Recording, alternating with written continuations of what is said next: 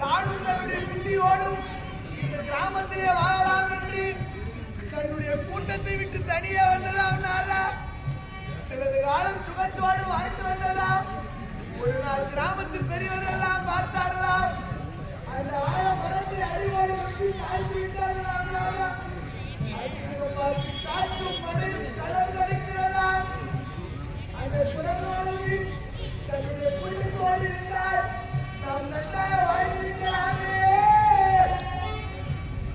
இந்த கிராமத்திலே நமக்கு